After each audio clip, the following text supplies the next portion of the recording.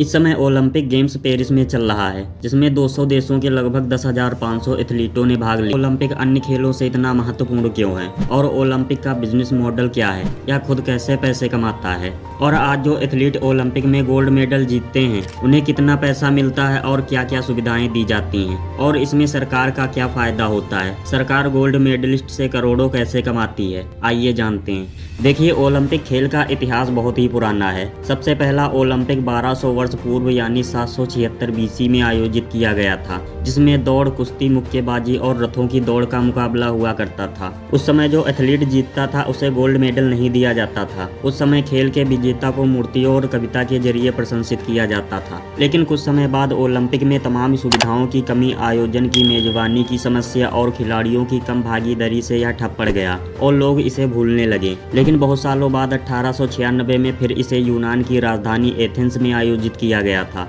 और वहीं से अपने मकसद में कामयाब हुआ।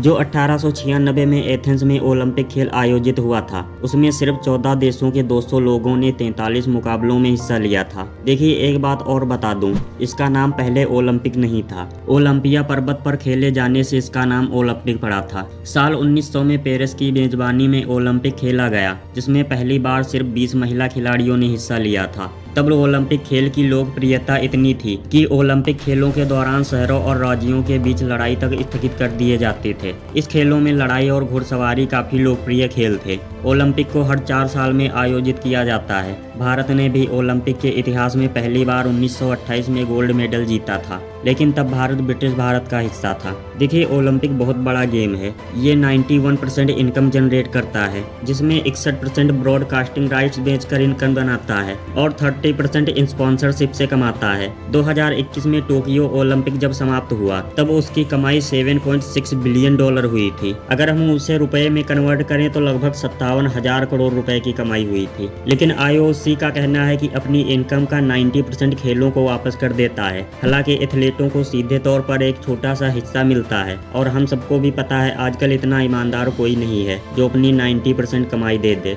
ओलंपिक खेल की मेजबानी जो देश करता है उसके आयोजन का ज्यादातर खर्चा उसी देश को उठाना पड़ता है। टोक्यो ने जब ओलंपिक की मेजबानी की थी तब टोक्यो ने ओलंपिक में $13 बिलियन खर्च किए थे, जिसमें जापान की बहुत सारी सरकारी कंपनियां शामिल थीं। देखिए, जो एथलीट गोल्ड मेडल जीतता है उसे सरकार की तरफ से 75 लाख रुपए दिए जाते हैं। और चोपड़ा ने 2020 में टोक्यो ओलंपिक में जेवलिन थ्रो इवेंट में गोल्ड मेडल जीता था। तब केंद्र सरकार ने उन्हें 75 लाख रुपए दिए थे, लेकिन वह हरियाणा के रहने वाले हैं, इसलिए राज्य सरकार ने उन्हें 6 करोड़ रुपए की इनामी राशि और कैटेगरी 1 की एक सरकारी नौकरी दी थी। इस नौकरी में उन्हें इंडियन आर्मी में सूबेदार के पद पर तैनात किया गया था। इसके अलावा गोल्ड मेडलिस्ट से कंपनियां अपने ऐड करा के करोड़ों रुपए देती हैं। आप इस तरह अनुमान लगा सकते हैं कि नीरज चोपड़ा के पास गोल्ड जीतने से पहले कुछ नहीं था, लेकिन आज उनके पास 35 करोड़ रुपए की संपत्ति है। इसलिए किसी भी खिलाड़ी के लिए ओलंपिक गोल्ड मेडल जीतना उनका जीवन बदलने वाला हो जाता है। इसी तरह मीराबाई चानू ने वेट लिफ्टिंग में रजत पदक जीता था। तब केंद्र सरकार ने उन्हें 50 लाख रुपए और मणिपुर गवर्नमेंट ने उन्हें 1 करोड़ रुपए की इनाम राशि दी थी। लेकिन मीराबाई चानू रेलवे की कर्मचारी थी, इसलिए रेलवे ने उन्हें 2 करोड़ रुपए दिए थे। इसके अलावा मणिपुर सरकार ने उन्हें एडिशनल सुपरिटेंडेंट ऑफ पुलिस यानी ASP बनाया था।